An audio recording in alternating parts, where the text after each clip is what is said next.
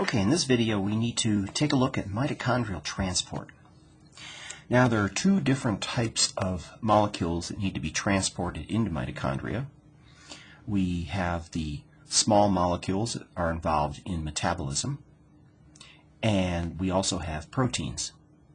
Now the protein transport mechanism is best left to a cell biology course because that's going to require some information about chaperones and membrane fusion complexes, and that is beyond the scope of this particular course. So we're going to look at the small molecules that are transported in and out of the mitochondria. We have to balance our small molecules that are moved in and out of the mitochondria in order to make sure that we have sufficient substrates for energy production. So remember that the inner mitochondrial membrane is the membrane structure that is very regulated for transport. The outer mitochondrial membrane has a porosity to it. There's pore proteins in there that allow proteins and small molecules that are less than 6,000 molecular weight pass. So typically when we're talking about small molecule transport, we're not considering what is going on with the outer mitochondrial membrane because free diffusion moves very quickly through that membrane, through the pores. So what we have to consider here are the components that are necessary inside the matrix of the mitochondria for the subsequent chemical reactions to generate energy. Now the first one we've examined before, and this is the movement of the final product of glycolysis into the mitochondria. Recall this is the molecule pyruvate. Pyruvate is transported by the pyruvate translocase. This translocase is a transmembrane protein that crosses the inner mitochondrial membrane and allows passage of pyruvate into the matrix. Now to drive this process, we are going to take advantage of the proton gradient that is established by the electron transport chain. So recall that complex 1 is going to pump protons into the intermembrane space. Complex 3 also does the same function, and finally complex 4 also is involved in pumping protons.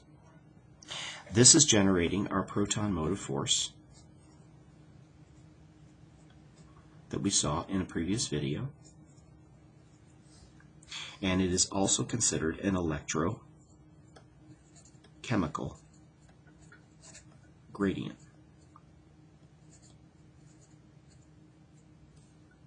An electrochemical gradient by the fact that it's an electrical gradient because we have sufficient positive charge on the outside of the inner mitochondrial membrane because the protons are positively charged and we have a relatively high concentration of them out here.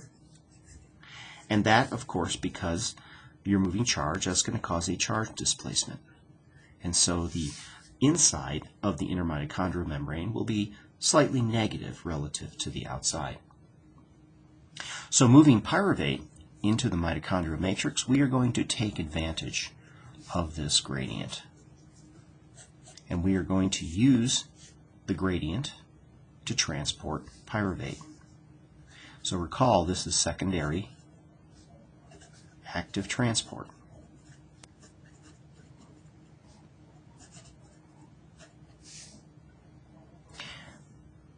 This is also a symporter because we are moving two molecules in the same direction. Now the other molecule that we have to be able to get into the mitochondria, of course, is ADP. Because recall, we have our ATP synthase enzyme complex with our head molecular motor, and the job of this is to take ADP plus inorganic phosphate and generate ATP. So the question is where does the ADP come from? Well, recall that energy is primarily used in the cytoplasm. And in the cytoplasm, ATP is being hydrolyzed to ADP plus inorganic phosphate, and this energy that is being released, being an exothermic reaction, is driving many cytosolic functions. The most obvious example we've seen is skeletal muscle. The hydrolysis of ATP is required for the actin-myosin ratcheting function for contraction. So the ADP is in the cytoplasm. We have to get the ADP into the matrix of the mitochondria. So the way we're going to do that is we are going to couple ADP movement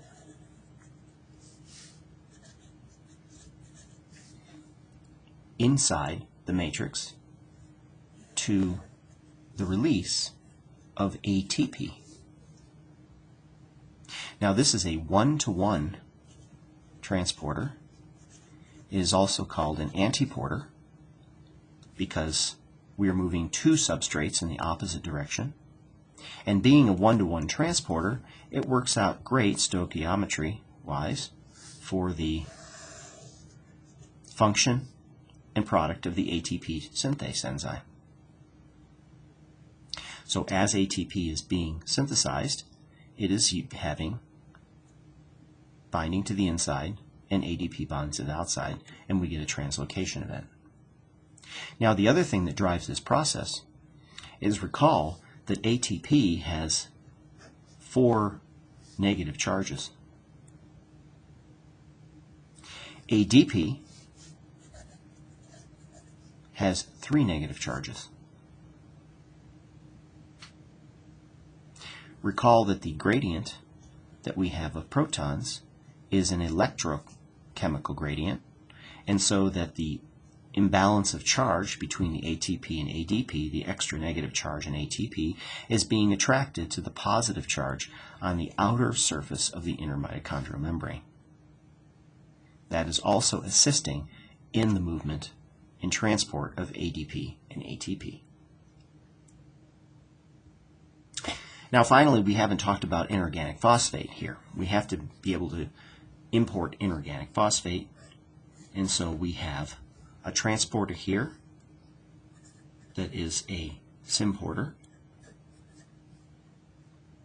And as you can imagine, a symporter means that there's 2 ligands, 2 substrates that will be transported in the same direction.